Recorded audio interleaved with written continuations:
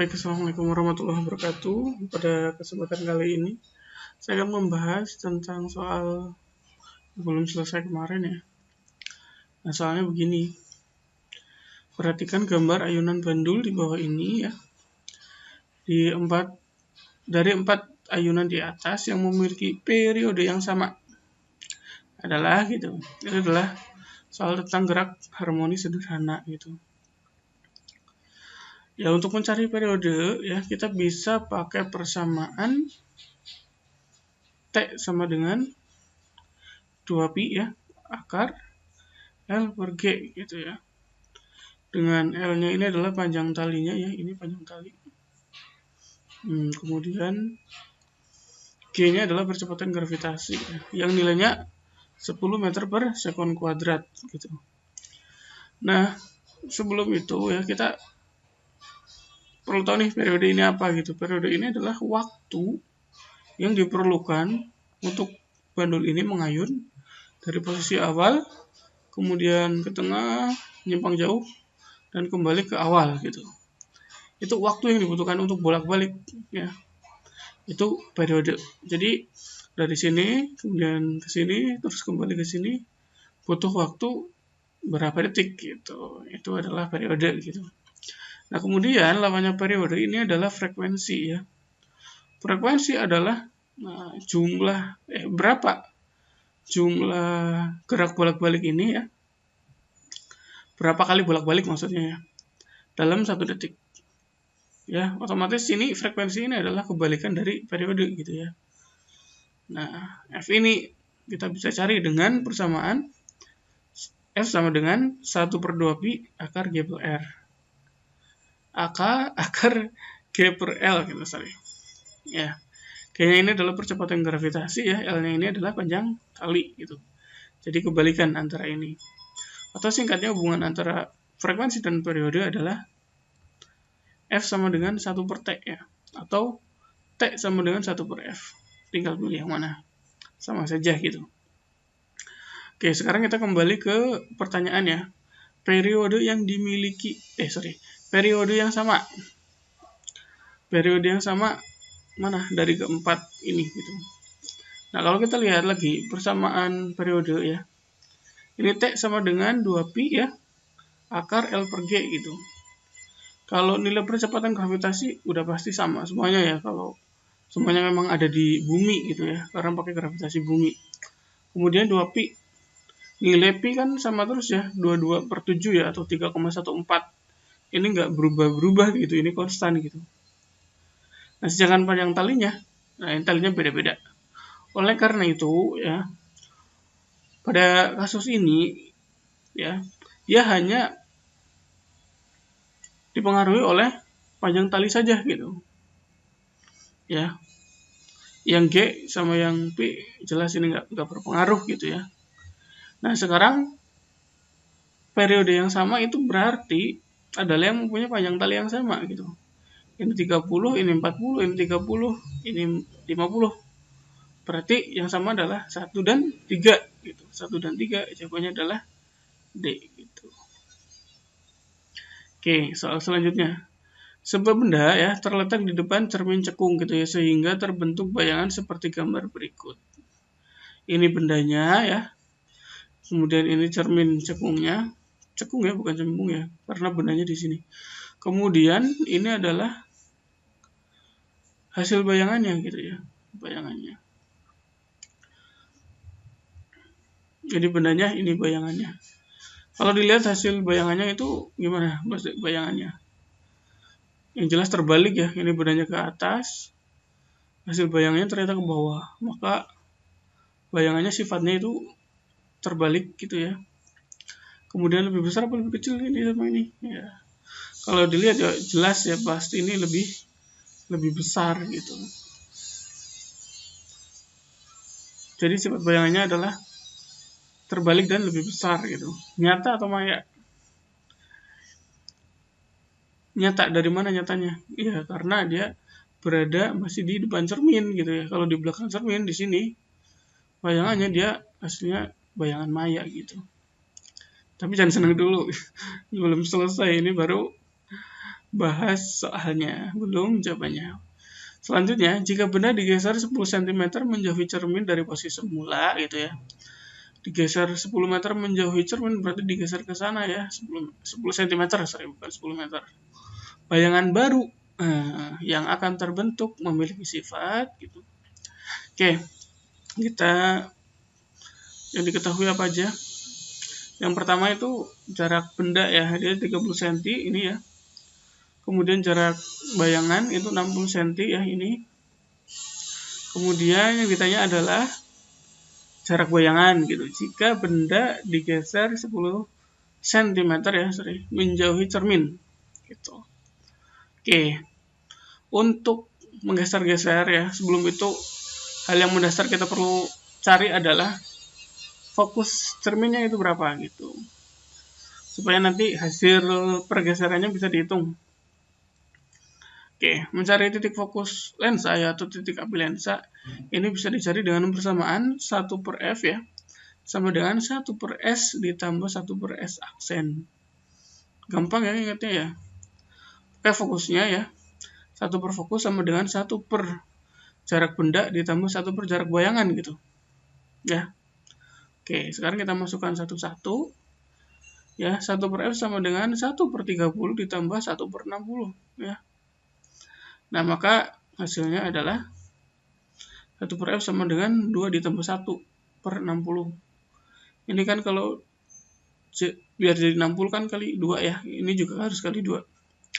Maka hasil fokusnya adalah 1/f sama dengan 3/60 atau F-nya adalah 60/30 ya. Atau 20 cm. Jadi fokus si cermin cekung ini adalah 20 cm gitu. Selanjutnya, oh ya, nah kemudian si R ini ya, R ini adalah nilainya adalah 2 kali fokus ya, 2 kali fokus, maka panjang R yang ini ternyata dia adalah 40 cm gitu. Fokusnya ini 20 ya, ini 20 ke sini, kemudian R-nya ke sini adalah 40 ya, 2 kali fokus. Oke, sekarang kita gambar pergeserannya ya. Nah, kurang lebih seperti ini. Ini cerminnya ya. Kemudian ini adalah garis normalnya. Garis normal. Kemudian titik fokusnya dia 20 ya di sini. Kemudian R-nya ini ya 40 ya. 40 cm gitu. Nah, ini lihat. Benda digeser 10 cm menjauhi cermin gitu. Artinya yang 30 ini ditambah 10, jadi dia ada di posisi 40 ya.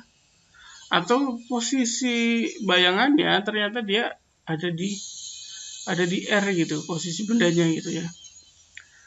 Benda yang sudah digeser ini ternyata nanti posisinya ada di R gitu. Ya, nah di sini. Ya. Oke. Sebenarnya kalau dari gambar yang akan kita buat setelah ini, kita akan tahu bayangannya itu kan seperti apa gitu. Tapi nanti kita juga akan pakai perhitungan yang sama dengan seperti ini untuk membuktikan kebenarannya ya. Oke, sekarang kita gambar ya, bendanya kita geser sampai ke R ya, karena digeser 10 cm. Nah, kemudian kita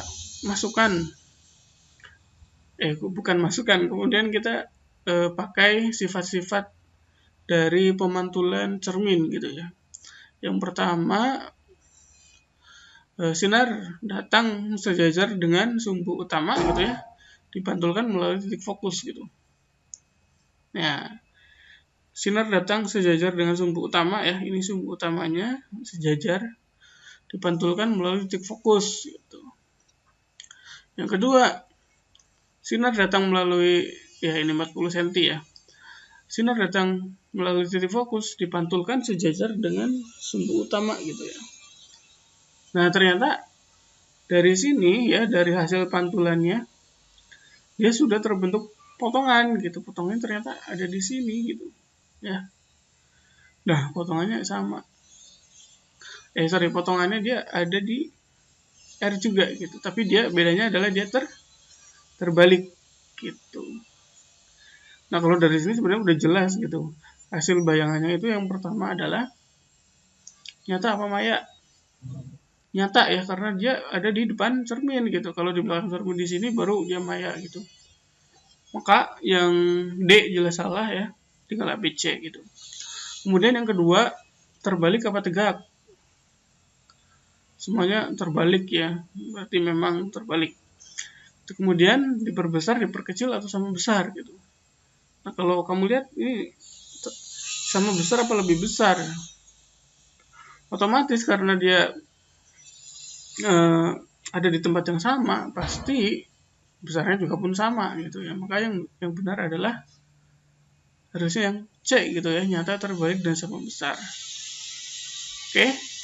Nah, mungkin kita buktikan nih dengan perhitungan dengan memakai persamaan yang ini ya. Nah, kita akan mencari S-aksen ya, atau jarak bayangannya ya. Nah, dengan persamaan ini. Oke.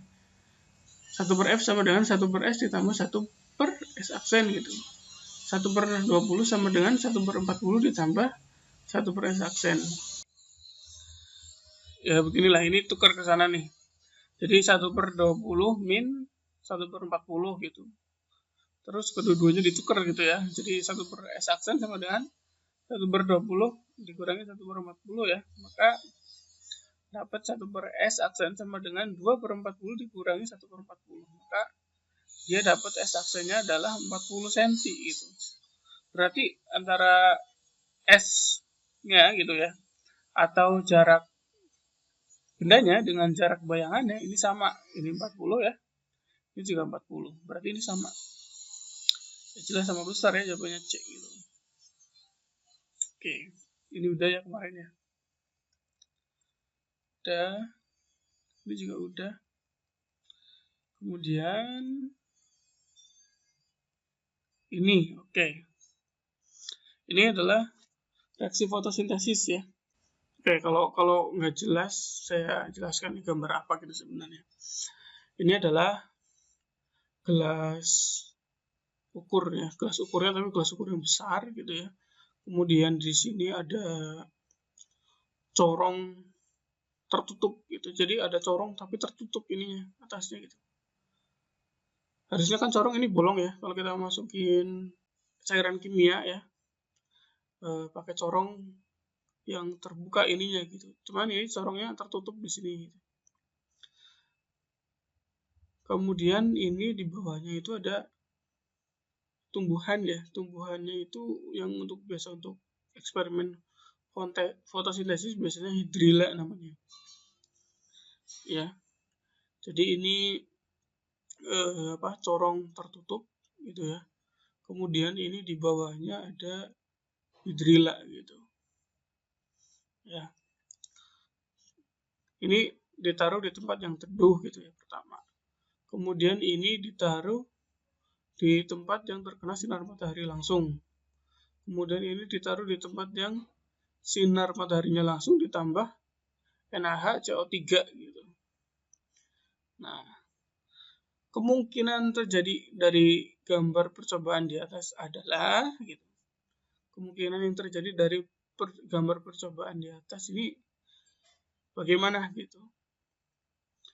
Ini percobaannya yang hampir sama ya. Ini pakai hidra gitu ya. Cuman ini ditaruh di tempat yang terang gitu. Ini ditaruh di tempat yang redup. Ini ditaruh di tempat yang terang gitu. Cuman ditambah NaHCO3 aja gitu. Nah, kemungkinan yang terjadi adalah gitu ya. Oke. Yang terjadi untuk eksperimen seperti ini ya. Ini adalah reaksi fotosintesis. Apa itu fotosintesis? Fotosintesis adalah proses reaksi ya yang dilakukan oleh tumbuhan untuk mengubah karbon dioksida ya dan H2O menjadi C6H12O6 plus O2. Jadi reaksi dari CO2 ya atau karbon dioksida kemudian ditambah air gitu, maka dihasilkan zat gula ya dan oksigen gitu. Jadi ini reaksi yang menguntungkan gitu ya bagi manusia gitu, reaksi fotosintesis. Tentu saja ini dipengaruhi oleh pertama cahaya ya, dan juga dipengaruhi oleh klorofil. Klorofil itu apa? Zat hijau daun gitu ya. Zat yang dimiliki oleh daun gitu. Jadi ya, pada ketiga reaksi ini tumbuhan ini akan menghasilkan C6H12O6 atau gula ya, dan juga oksigen ya. Yang terlihat jelas di sini ketika eksperimen ini adalah ya pasti akan menghasilkan oksigen gitu. Makanya di sini akan terbentuk gelembung di atas ya, ya ada gelembung gas di atas. Cuman kadar gelembung gasnya ini beda-beda gitu, karena ini teduh ya, ini terang, dan ini terang ditambah NaHCO3 gitu ya.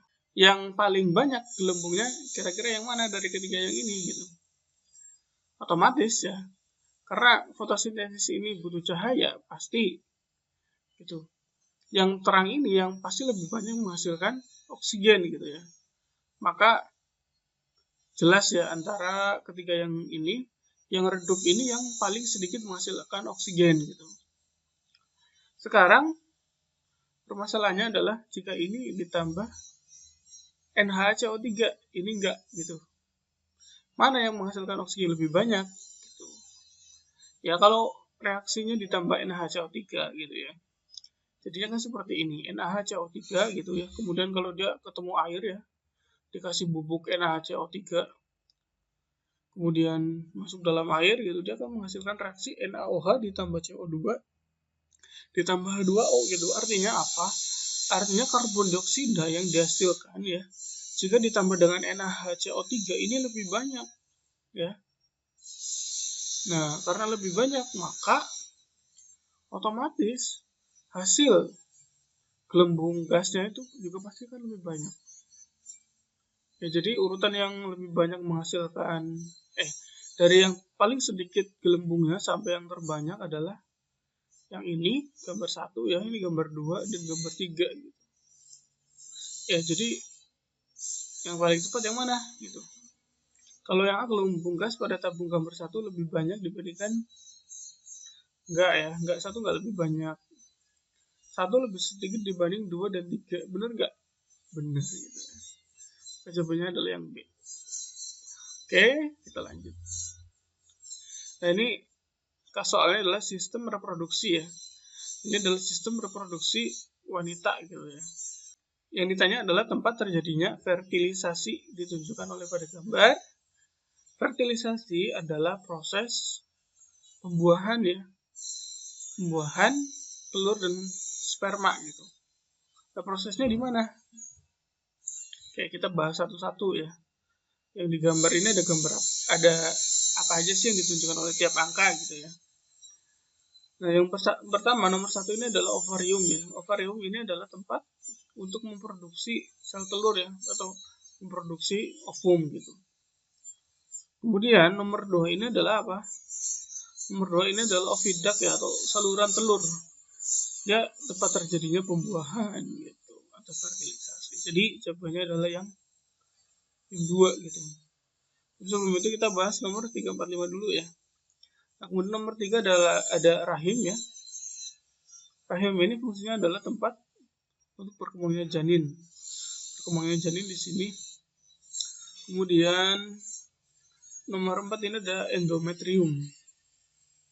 Nah, endometrium ini adalah tempat menempelnya sel telur yang dibuahi ya, atau tidak dibuahi. Ini dari saluran telur ini dia nempel di endometrium gitu, atau di dinding-dinding dari uterus ya, dari rahimnya, di dinding rahim ya. Nama lain dari endometrium ini adalah dinding rahim. Nah, kalau dia nggak dibuahi ya, maka yang terjadi di sini adalah meluruh gitu ya. Dia akan mengalami menstruasi. Menstruasi ini adalah meluruhnya gitu ya, sel telur yang tidak dibuahi gitu ya. Kalau di perempuan ada tuh siklus mens ya. Jadi setiap bulan ada berapa hari gitu ya menstruasi. Kemudian nomor 5 ini adalah cervix ya. Cervix ini adalah penghubung antara uterus ya, atau rahim dengan vagina gitu. Oke. Jadi jawabannya yang B gitu ya. Oke. Kemudian selanjutnya itu adalah bioteknologi pangan. Bahan dasar pembuatan roti adalah tepung terigu yang ditaburi dengan mikroorganisme Saccharomyces cerevisiae gitu ya, agar dapat mengembang. Perubahan yang dilakukan mikroorganisme tersebut terhadap bahan dasar pembuatan roti adalah gitu. Oke. Ada beberapa mikroorganisme ya. Mikroorganisme artinya organisme yang mikro gitu, artinya kecil banget gitu. Nggak bisa diamati dengan mata biasa ya. Organismenya hanya bisa diamati dengan mikroskop ya. Nah, ada beberapa mikroorganisme ya, baik itu bakteri atau jamur gitu ya. Contohnya, udah dijawab. Oke. Yang pertama contohnya adalah Saccharomyces cerevisiae ya. Saccharomyces cerevisiae ini adalah untuk pembuatan roti dan juga pembuatan alkohol juga gitu sih. Tapi dimanfaatkan juga untuk bikin roti gitu ya. Nah, dia mengubah zat tepung ya menjadi karbon dioksida. Ya. Jadi kalau roti itu bisa mengembang ya karena ada pengembangan CO2 gitu. Kemudian ada Lactobacillus bulgaricus gitu. Ini untuk pembuatan yogurt gitu ya. Jadi mengubah susu menjadi asam laktat gitu ya. Makanya yogurt itu asam gitu. Karena dia sifat dari Lactobacillus bulgaricus ini adalah mengubah susu menjadi asam laktat. Kemudian ada Aspergillus oryzae. Ya, dia untuk pembuatan tape ya, mengubah glukosa dan tepung ya jadi alkohol dan CO2 ya. Kemudian ada Streptococcus thermophilus gitu. Buat yogurt juga gitu ya, hampir sama. Kemudian Rhizopus oryzae. Ini adalah jamur ya, ini untuk membuat tempe ya. Rhizopus oryzae. Ya, membentuk jamur-jamur tempe. Jadi jawabannya yang D ya. Jadi membentuk gas karbon dioksida dari tepung. Kemudian selanjutnya ya. Sebelum ke soal ada yang perlu saya jelaskan dulu ya. Tentang kalor ya. Suhu dan kalor. Kalor ini adalah bukan celana ya. Tapi kalor ini adalah energi gitu ya. Panas. Nama lain dari kalor ini adalah panas. Si kalor ini dapat menyebabkan ya, mengalami dua kejadian. Yang pertama suhunya berubah gitu. Yang kedua wujudnya berubah. Maksudnya apa suhunya berubah? Ya, contohnya gitu kan. Dari misalkan air dipanaskan dari suhunya 30 gitu ya. Dipanaskan jadi 100 derajat gitu ya. Ini suhunya berubah. Karena si sistem air itu diberi kalor atau diberi panas gitu. Kemudian wujudnya berubah gitu. Contohnya apa? Contohnya es dikasih kalor atau dikasih panas ya, dikasih api gitu ya. Dia jadi cair melaleh gitu kan. Jadi kalor itu dapat menyebabkan dua kemungkinan gitu. Dia suhunya bisa berubah dan juga wujudnya berubah. Untuk merubah suhu ya, kalor yang dibutuhkan untuk merubah suhu ini adalah massa bendanya berapa, kemudian berapa kalor jenisnya ya, kalor jenisnya benda itu beda-beda, dan kemudian delta T ya, perubahan suhunya. Ini kalor untuk merubah suhu gitu ya. Dengan Q-nya adalah kalor ya, satunya adalah joule. Jadi kalor itu ya energi juga gitu ya. Energi panas juga bisa disebut energi panas juga, makanya satuannya dia adalah joule ya, atau kalori sih ya. Bisa joule, bisa kalori. Kemudian M adalah massa benda ya, satuannya kilogram. Kemudian C adalah kalor jenis ya, sifat benda. Ada yang kalor jenisnya besar, ada yang kalor jenisnya kecil gitu. Kalau kalor jenisnya kecil, dia artinya suhunya dia gampang naik gitu. Tapi kalau kalor jenisnya besar ya, artinya dia butuh kalor yang lebih banyak ya untuk menaikkan suhunya gitu. Jadi agak susah naik nih kalau kalor jenisnya besar gitu. Contohnya yang kalor jenisnya kecil itu apa? Yang gampang naik suhunya. Besi, itu kalor jenisnya kecil gitu. Makanya dia suhunya gampang naik. Kemudian apalagi tembaga gampang naik gitu ya. Apalagi yang suhunya gampang naik. Aluminium gitu. Terus kalau yang susah naik apa? Contohnya itu air gitu. Air itu agak susah dinaikkan suhunya gitu. Karena kita kalau manasin air dengan manasin besi, lebih gampangan manasin besi, lebih cepat gitu ya. Kemudian delta T ya. Ini adalah perubahan suhunya gitu. Oke, kemudian berubah wujud. Wujud zat itu ada 3 ya, cair, gas, dan padat. Ya, ini semuanya ini dapat berubah masing-masing satu sama lain ya. Ada peristiwa dari cair menjadi gas itu namanya adalah menguap, dari cair menjadi padat adalah membeku, dari gas menjadi padat itu adalah apa? Padat menjadi gas itu menyublim gitu ya, dan sebagainya gitu. Nah, ada kalor ya untuk merubah misalkan dari padat jadi cair gitu. Kemudian dari gas jadi cair itu ada kalor yang dibutuhkan untuk merubah wujudnya gitu. Namanya adalah kalor laten. Nah, kalor laten uap dan kalor laten lebur gitu ya. Ada kalornya gitu ya untuk mengubah zat cair jadi padat atau sebaliknya itu ada kalor ya. Yang besarnya itu adalah massa bendanya dikalikan dengan kalor latennya. Ya. Dari padat jadi cair atau sebaliknya itu adalah kalor laten lebur gitu ya. Karena dari padat ke cair itu namanya adalah melebur atau mencair gitu. Kemudian dari cair menjadi gas itu menguap ya, namanya kalor laten uap. Oke ya, jadi untuk merubah wujud butuh kalor, untuk merubah suhu juga butuh kalor gitu ya. Oke. Nah, kita masuk ke sini sekarang. Perhatikan grafik suhu kalor berikut gitu ya. 500 gram es suhunya min 5 derajat Celcius yang dipanaskan menjadi uap seluruhnya bersuhu 100 derajat Celcius ya. Jadi es yang 500 gram ini di sini posisinya ya di min 5 derajat Celcius. Kemudian diubah semuanya jadi uap gitu. Ya.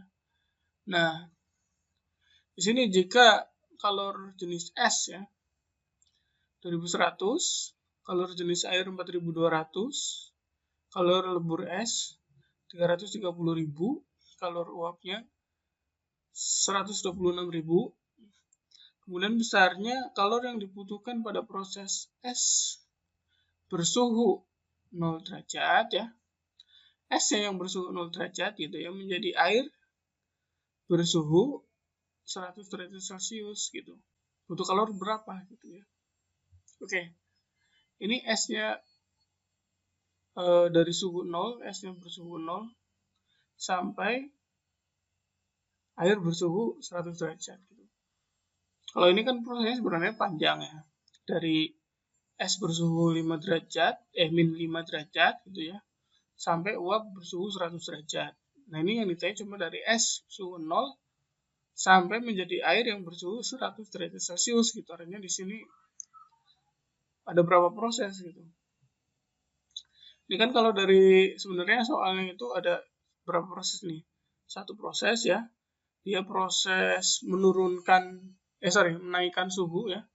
Menaikkan suhu es dari 5 jadi 0 ya. Kemudian dia merubah wujud jadi cair gitu ya. Baru setelah esnya cair, dia naikkan suhunya jadi 100 derajat. Air udah naik jadi 100 derajat. Dia diuapkan gitu ya. Terjadi terjadi penguapan di sini gitu. Makanya butuh kalor uap di sini. Oke, cuman yang ditanya ternyata ini adalah dari yang suhunya 0, es suhunya 0 gitu ya, sampai air bersuhu 100 derajat. Artinya kita harus merubah wujud dulu jadi air ya, atau meleburkan dulu esnya gitu. Kan awalnya es bersuhu 0 ya, artinya mulai dari sini ya, suhu 0. Kita rubah dulu. Maka Q sama dengan M kali L gitu. Misalnya 0,5 kg ya. Ini kan 500 gram ya. Jadi dia 0,5 kg gitu kali 3.300. Kok 3.300? 330.000 ya. Maka hasilnya adalah 165.000 joule. Kemudian setelah dia mencair udah jadi air tapi masih suhunya 0 derajat gitu ya. Kita naikkan jadi 100 derajat. Maka untuk menaikkan suhu ada kalor Q sama dengan MC delta T gitu ya. Nah, Q sama dengan 0,5 kali 4.200 kali 100 ya. Karena di sini kalor jenis airnya adalah 4.200. Kenapa kita nggak pakai kalor jenis es gitu? Karena pada posisi ini ya, ketika menaikkan jadi 100 derajat, dia sudah menjadi air gitu. Jadi nggak pakai kalor jenis es. Kalau dia posisinya dari min 5 jadi 0, dia pakai kalor jenis es ya. Cuman kan kita nggak bahas ini, nggak ditanyakan gitu. Nah, maka kita dapatlah angkanya 210.000. Nah, kita jumlahkan keduanya jadi berapa? Totalnya adalah Q1 tambah Q2 gitu ya. Maka 165.000 ditambah 210.000 dapatlah hasilnya adalah 375.000. Nah, jawabannya adalah yang C ya. Oke. Selanjutnya ya, bukan rantai makanan ini, maaf. Ini tentang usaha dan energi ya. Oke. Nah, usaha yang dikerjakan oleh ketiga gaya adalah berapa gitu ya. Ini kan ada balok gitu ya. Maksudnya gini gambarnya nih. Ada balok ini ya. Kemudian diberi gaya 3 gaya nih.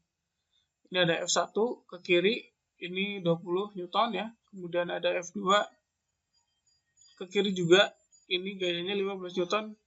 Kemudian ada juga F3 ke kanan, ini 45 Newton gitu. Nah, ternyata setelah dikasihnya bersama-sama bebarengan gitu maksudnya ya. Nah, ternyata dari usaha ini menghasilkan perpindahan ke sini yang panjangnya 120 cm gitu ya. Nah, yang kayaknya adalah usaha yang dikerjakan oleh ketiga gaya. Itu berapa? Oke. Ya, usaha ya. Bisa kita cari dengan persamaan W ya. Sama dengan sigma F kali X ya.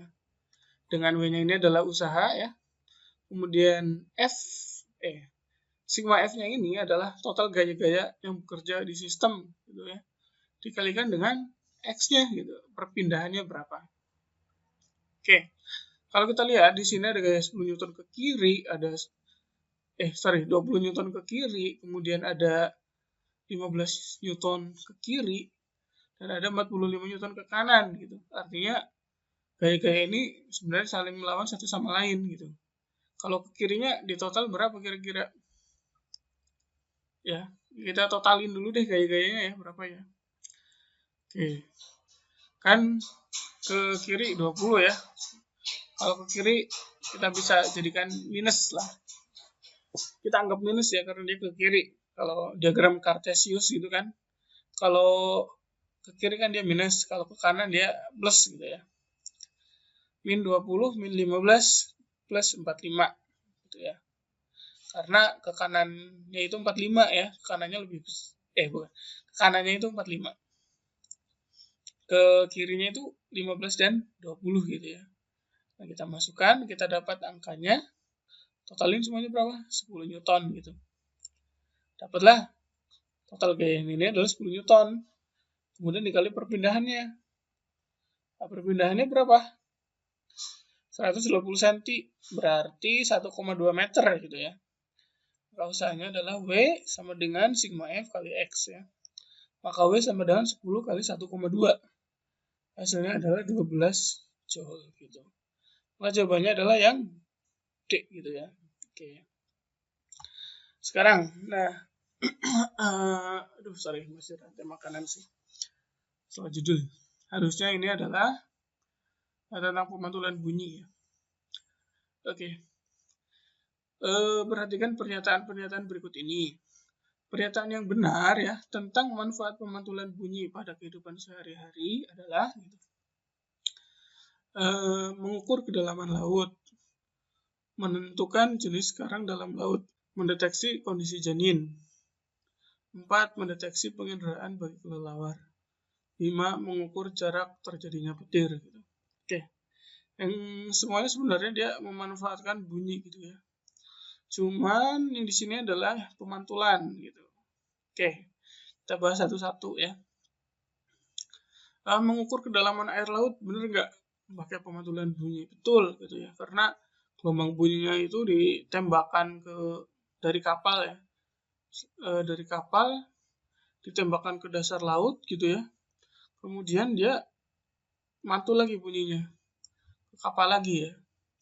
Baru kita tahu dengan perhitungan nanti berapa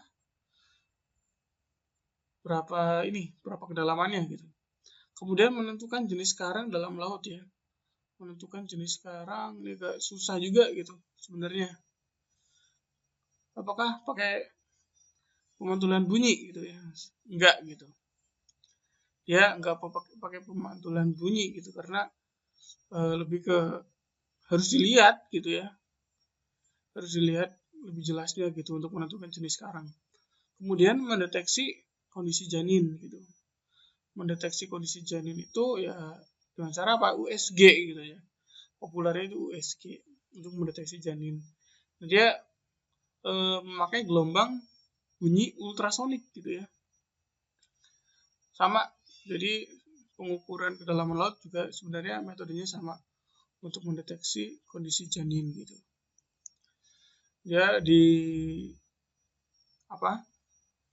juga ada kayak alatnya itu ditempelkan ke perut ya, ke perut ibu yang hamil itu gitu ya. Kemudian dari alat itu muncul gelombang dari alat itu ya diberikan gelombang bunyi ultrasonik ya. Kemudian dia akan memantul-mantul tergantung kondisi yang ada di perut si ibu ini gitu ya. Dia memantul di janinnya, dia memantul juga di bagian lambungnya gitu ya. Bagian ususnya gitu ya. Sehingga dia dari pantulan-pantulan itu diubah ke dalam bentuk gambar gitu. Jadi makanya bisa kelihatan bayinya itu seperti apa ya.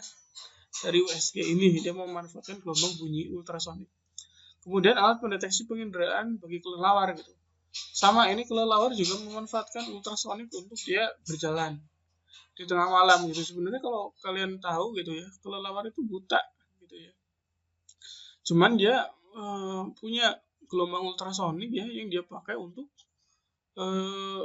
tahu gitu dia di depannya itu ada hambatan atau enggak gitu dari bunyi yang dia pancarkan gitu dari gelombang ultrasonik itu, ultrasonik bunyi gitu ya. Kemudian untuk mengukur jarak terjadinya petir gitu. Kalau petir itu ya kan ada cahayanya ya, ada bunyinya gitu. Cuma dia lebih nggak ke pantulan gitu, jadi langsung aja dapat diukur ya.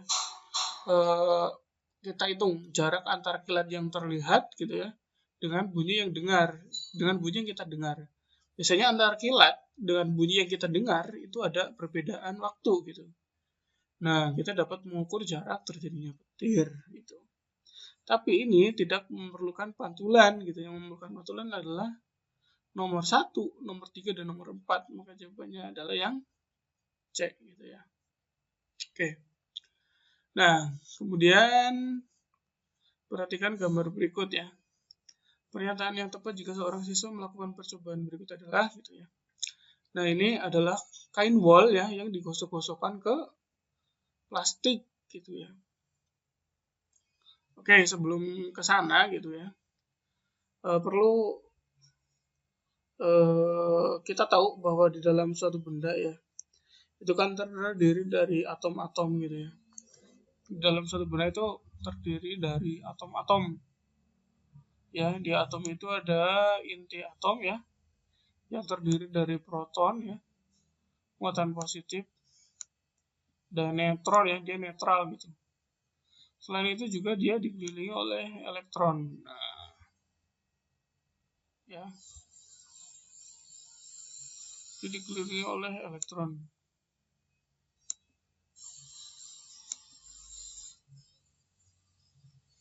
dikelilingi oleh elektron. Sorry.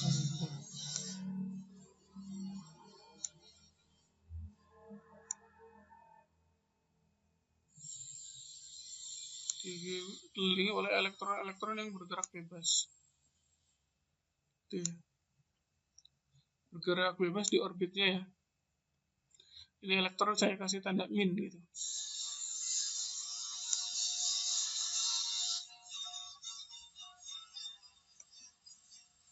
Ini min.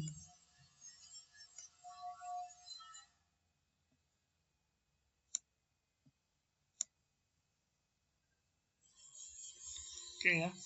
Nah, yang bisa bergerak bebas ya dari komponen-komponen atom ini itu sebenarnya adalah elektron gitu. Tapi kalau neutronnya ya, neutronnya dia tetap ada di inti, dan dia nggak bergerak bebas gitu. Selalu di dalam. Sedangkan elektronnya dia bergerak bebas gitu kan. Ya. Nah, kalau dia ada wall gitu ya. Kain wall.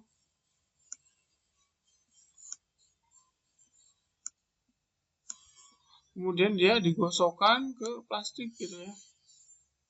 Nah, otomatis ya elektron yang dimiliki oleh wall ini dia akan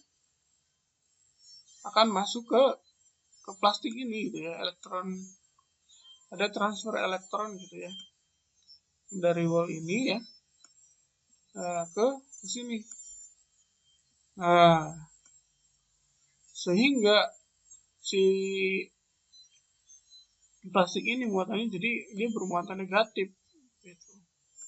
Muatan negatifnya lebih banyak ya, muatannya negatif.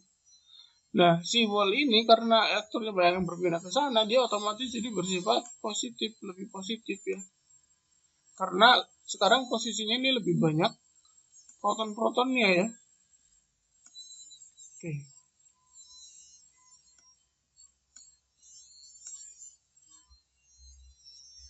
Nah, jadi mana yang benar? Sebagian elektron kain wall ya berpindah ke batang plastik. Batang plastik jadi bermuatan positif. Salah. Ini udah benar gitu ya. Tapi ini salah. Tuh. Kemudian sebagian proton kain wall berpindah. Ini proton nggak bisa berpindah gitu ya. Salah jelas. Sebagian proton kain wall berpindah. Salah. Sebagian elektron kain wall berpindah ke batang plastik. Betul. Ini betul. Plastik bermuatan negatif. Iya. Betul. Jadi jawabannya adalah yang D gitu ya. Oke. Kita lanjut ya. Oke, sebuah rumah memiliki peralatan dengan spesifikasi seperti yang ditunjukkan pada tabel berikut gitu. Ya, ini lampu, televisi, kipas angin, komputer. Kuota arusnya masing-masing adalah ini udah ada di sini. Kemudian waktunya ini gitu ya. Jika semua peralatan dihubungkan dengan tegangan 220 volt ya.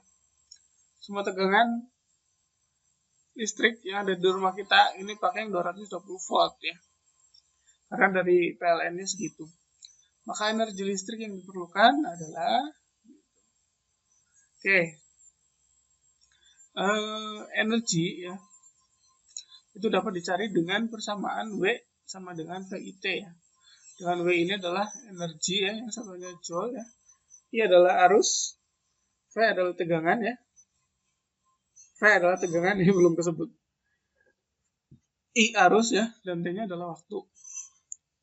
Kalau kita lihat di sini ya, udah ada semua belum? Tegangan udah, ini ya. Kemudian I ada nggak? Ada, ini arus. Kemudian T-nya ada nggak? Ada waktu gitu ya. Oke. Nah, cuman ini waktunya yang jadi masalah. Ini kan harus dalam bentuknya detik gitu. Dia nggak boleh dalam waktunya jam. Karena satuannya yang dibutuhkan itu detik. Maka kita ubah ke detik ya semuanya. Ini jadinya 7.200 detik ya. Ini 3.600. Kemudian ini 1.200 ya. Kemudian ini 3.600 detik juga gitu ya. kemudian tegangannya sama 220 volt semuanya gitu ya. Supaya nggak bingung, kita tutup dulu yang ini ya. Oke, sekarang kita hitung energinya semuanya. 0,2 A kali, nah kita dapat segini nih masing-masing ya. Udah dapat masing-masing energinya, kemudian kita baru jumlahkan semuanya aja gitu. Maka totalnya kita jumlahkan semua, didapatlah 2,098,800. Jawabannya adalah yang D gitu.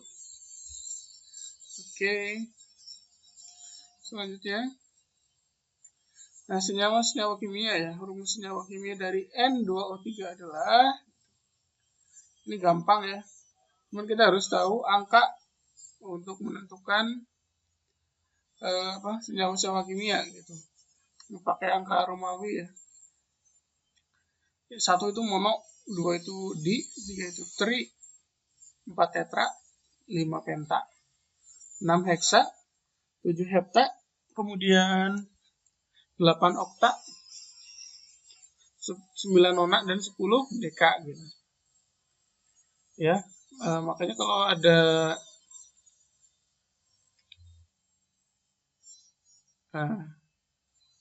oke.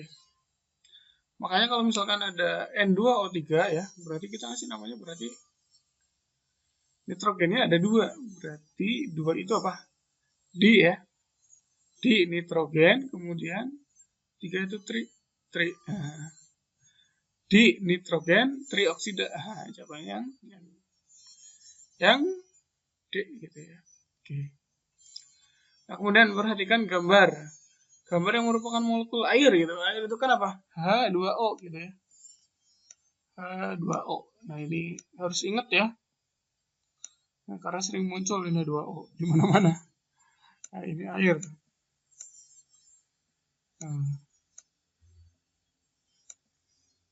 H2O yang hanya 2 dan O-nya 1 mana? Ini bukan. Ini bukan. Ini O-nya 2 hanya 1, salah. Nah, ini yang benar ya. Nah, jawabannya yang D. Oke. Selanjutnya, bahan-bahan kimia dalam makanan gitu ya. Penyebab rasa buatan adalah gitu. Oke. Kita bahas satu-satu ya. Natrium benzoat ini adalah pengawet ya. Jadi bukan perasa tapi pengawet. Nah, kemudian asam sorbet. Asam sorbet ini pengawet juga. Kemudian monosodium glutamat. Nah, ini MSG ya. Dia penyebab perasa ya, penyedap rasa. Kemudian karamel. Karamel ini kan tahu ya, manis rasanya gitu kan. Nah, kemudian tartrazim ini adalah warna kuning gitu ya. Jadi yang merupakan perasa buatan adalah yang monosodium glutamat ya, atau MSG, dan karamel gitu ya. Oh, dan dia isoamilasitat ini adalah pengatur keasaman buatan.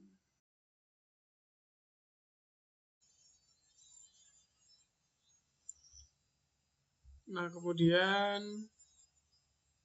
ciri-ciri makhluk hidup yang utama adalah bernapas ya, kemudian makan, kemudian bergerak, menanggapi rangsang, tumbuh, dan berkembang biak. Apakah manusia termasuk makhluk hidup? Manusia bernapas? Ya. Manusia makan? Ya. Manusia bergerak? Ya, kita bergerak. Menanggapi rangsang? Apakah manusia menanggapi rangsang? Ya enggak? Iya gitu. Contohnya apa? Kalau misalkan dingin gitu ya. Nah, pasti manusia menggigil. Nah, itu namanya menanggapi rangsang gitu. Kemudian tumbuh? Ya, tumbuh. Berkembang biak? Iya. Apakah pohon termasuk makhluk hidup? Bernapas pohon? Bernapas ya. Pohon itu bernapas juga gitu. Karena dia bernapasnya pakai stomata ya, dan lentisel gitu. Kemudian makan dari unsur hara yang ada dalam tanah gitu ya. Kemudian apakah bergerak? Bergerak. Bunga matahari itu geraknya itu mengikuti matahari gitu ya. Menanggapi rangsang, ya contohnya putri malu ya. Dia akan nutup ya jika kita sentuh. Kemudian tumbuh jelas, berkembang biak luas. Apakah sel termasuk makhluk hidup? Ya. Sel termasuk makhluk hidup. Nah, kalau yang ciri-ciri makhluk hidup yang di sini yang sesuai gambar adalah yang mana? Nah, yang sesuai dengan gambar ini kalau kita lihat ini adalah kecebong ya. Kemudian makin gede dan jadilah katak dewasa. Maka yang cocok dengan gambar ini adalah tumbuh dia.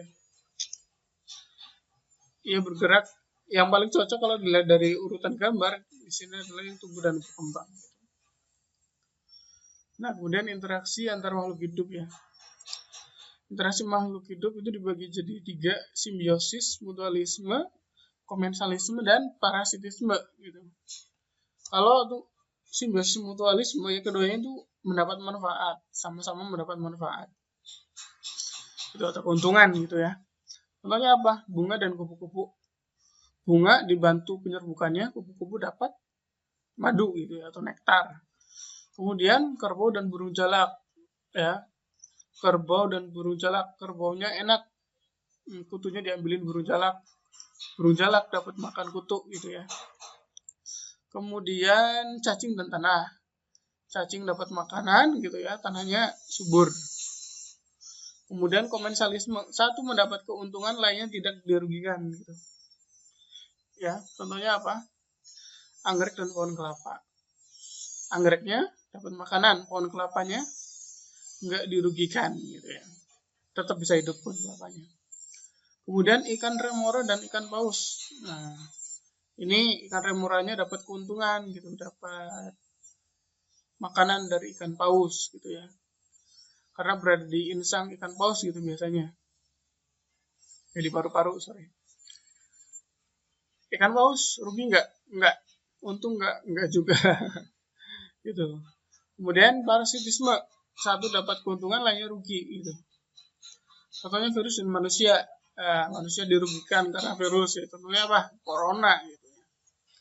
Kemudian benalu dan pohon jeruk. Setiap pohon jeruk yang kena benalu, dia pasti nggak akan bisa menghasilkan buah. Gitu ya. Atau bisa pun sedikit dan asam gitu. Jadi benalu merugikan pohon jeruk gitu. Oke, dan kemudian adalah tikus dan manusia gitu. Tikus ini kan dia makanin padi, ya makanin padi punya manusia ya. Tikusnya dapat untung, manusianya malah rugi gitu ya. Oke itu. Sekarang kita ke soal ya. Perhatikan hubungan simbiosis berikut. Anggrek dan tumbuhan inang, lebah madu dan bunga, jamur dan ganggang pada lumut kerak, benalu dan tumbuhan inang, tali putri dan tumbuhan pagar. Simbiosis mutualisme ditunjukkan oleh nomor gitu. Anggrek dan inang, dia enggak, dia komensalis ya. Karena anggrek untung, tumbuhannya enggak untung, tapi juga enggak rugi. Lebah madu dengan bunga, ini sama-sama untung gitu ya. Kemudian jamur dengan ganggang pada lumut kerak. Oke, ini kita tahu nggak tahu, ya udahlah simpen dulu, biarin dulu. Kemudian benalu dengan tumbuhan inang, jelas ini salah 4 ya. Tali putri dengan tumbuhan pagar. Tali putri dengan tumbuhan pagar. Udah kalau nggak tahu skip dulu lah. Yang jelas nomor 1 ini bukan, nomor 2 iya, nomor 3 nggak tahu, nomor 4 tahu ya, ini merugikan, bukan berarti ya. Berarti yang ada 4 dan ada 2-nya salah. Sorry, ada 4 dan ada 1 salah gitu ya. Ini salah gitu ya, ini salah ya. Ini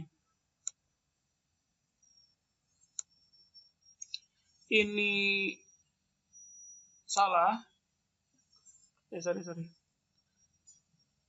Ini salah ya karena ada nomor 1 gitu ya. Kemudian ada nomor 4 salah. Kemudian D salah juga. Ya maka sebenarnya yang B gitu ya, benar ini. Oke. Oke ya, sekian. Assalamualaikum warahmatullahi wabarakatuh.